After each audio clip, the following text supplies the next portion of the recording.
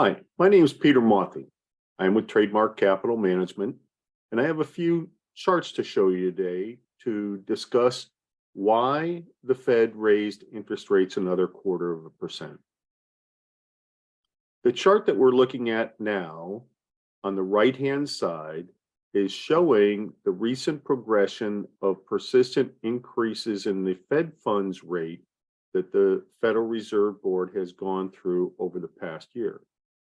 This is really striking because this is the steepest acceleration in interest rates that the Fed has done in many decades. Now, many have argued that the Fed shouldn't have raised interest rates, but I'll share with you why the Fed did raise interest rates. If we take a look at the Personal Consumption Expenditures Index, now this is the index that the Federal Reserve Board looks at to gauge inflation at the consumer level. Now, this particular index excludes food and energy. Why? Well, because food and energy is really volatile. And yes, we all have to pay those prices, but it makes really cloudy the inflation picture when those are included on a month-to-month basis. Today, inflation on a year-over-year basis is still running at 4.9%, way above the 2% level that the Federal Reserve Board would like to see in inflation, which is back where we were running for much of the last 2+ decades. Now, another reason why the Federal Reserve Board raised interest rates is because if we take a look at unemployment, which is a gauge of how robust the economy is, we've got unemployment at 3.4%. Now, that's really striking because the last time we saw anything lower than 3.4%, you can see is all the way over here on the left-hand side of the chart back in the early 1950s. Now, this is important because wage pressures are one of the big influences of inflation in the economy. And so, unfortunately, one of the ways that the economy can relieve pressure on inflation is by increasing unemployment.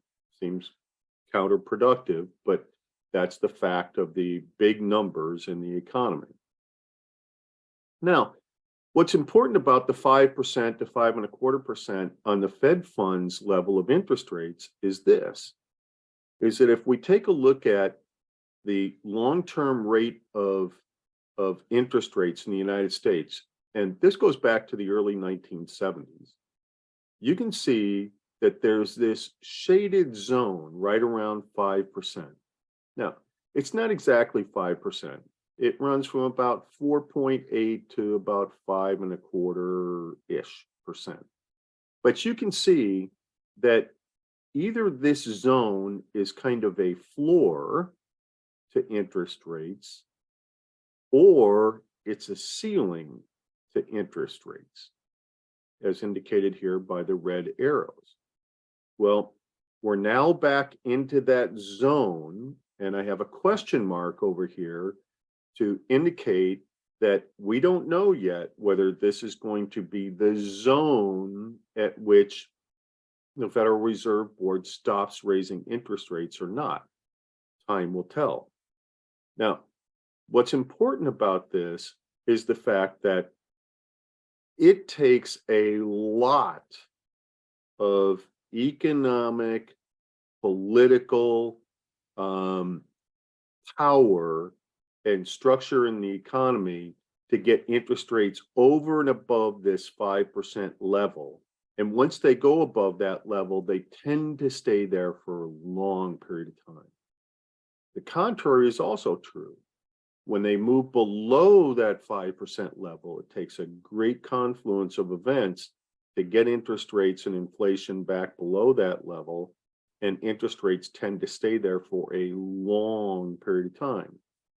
Well, you can see that we've just been under 5% for about a little over a decade. And this is important because if history is a guide, which it's not a script, it may be a guide, then we will probably spend many more years with 5% still being a ceiling.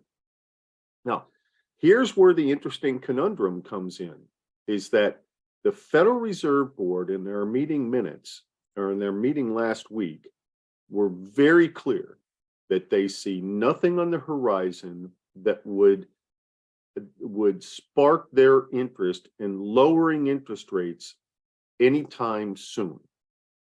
And in fact, history shows us that when the Fed stops raising interest rates, that plateau where they stop raising interest rates tends to last about 6 months. That would carry us pretty much through the end of the year. But if you take a look at how the interest rate futures market is structured, we find that the market itself is counting on many decreases in interest rates all the way back down to 4% by January of next year. Well, folks, only time will tell. Either the market is wrong or the Fed is wrong. And we'll see which one turns out to be right in the end. Thanks for joining me today. My name is Peter Mauthe. I'm with Trademark Capital Management.